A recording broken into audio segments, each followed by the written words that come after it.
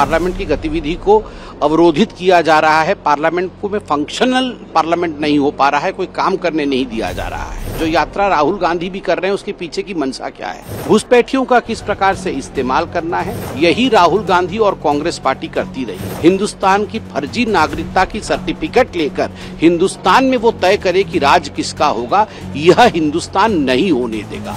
उसके आड़ में तुष्टीकरण की राजनीति करना राहुल गांधी और विपक्षी दल बंद करें। देखिए, विगत कुछ दिनों से जिस प्रकार का व्यवहार कांग्रेस पार्टी और कुछ अपोजिशन दलों का रहा है, खास करके SIR के मुद्दे को लेकर, बिहार के चुनाव को लेकर, यह पूरा हिंदुस्तान देख रहा है। मैं पार्लियामेंट के बाहर खड़ा हूं, आप सभी देख रहे हैं कि पार्लियामेंट की गतिविधि को अवरोधित किया जा रहा है, पार्लियामेंट को में फंक्शनल पार्लियामेंट नहीं हो पा रहा है, कोई काम करने नहीं दिया जा रहा है। इसके पीछे की मंशा क्या है, जो यात्रा राहुल गांधी भी कर रहे हैं उसके पीछे की मंशा क्या है? इसके पीछे की मंशा केवल एक ही मात्र है और वह मंशा है किस प्रकार से घुसपैठियों को बचाया जाए। जो देश के इन्फिल्ट्रेटर्स हैं, जो देश के अंदर घुसे हुए हैं, जो नागरिक नहीं है देश के, यह एक प्रक्रिया है, स्वाभाविक प्रक्रिया है कि इलेक्शन कमीशन का ये दायित्व बनता है कि जो घुसपैठिए हैं किस प्रकार से उनको क्लेंजिंग की जाए, वो इलेक्टोरल रोल में नहीं आए और वो इलेक्शन में भाग न ले सके। ये अधिकार उनको नहीं है वोट देने का। घुसपैठियों के माध्यम से किस प्रकार से चुनाव जीतना है, घुसपैठियों का किस प्रकार से इस्तेमाल करना है, तुष्टीकरण की राजनीति को किस प्रकार से आगे बढ़ाना है, यही राहुल गांधी और कांग्रेस पार्टी करती रही है। और संवैधानिक संस्थाओं को गाली देने का इनका रिकॉर्ड पुराना है।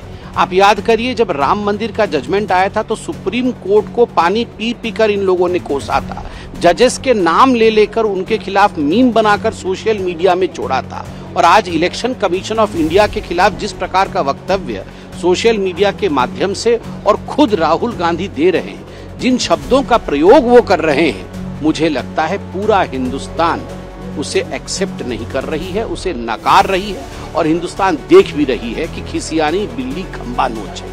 और एक बात बिल्कुल स्पष्ट रूप से देश जानता है कि हम घुसपैठियों के साथ खड़े नहीं हैं। किसी भी कीमत पे घुसपैठिए आकर यहाँ पर वोट दे हिंदुस्तान में, हिंदुस्तान की फर्जी नागरिकता की सर्टिफिकेट लेकर हिंदुस्तान में वो तय करे कि राज किसका होगा, यह हिंदुस्तान नहीं होने देगा। उसके आड़ में तुष्टीकरण की राजनीति करना राहुल गांधी और विपक्षी दल बंद करें।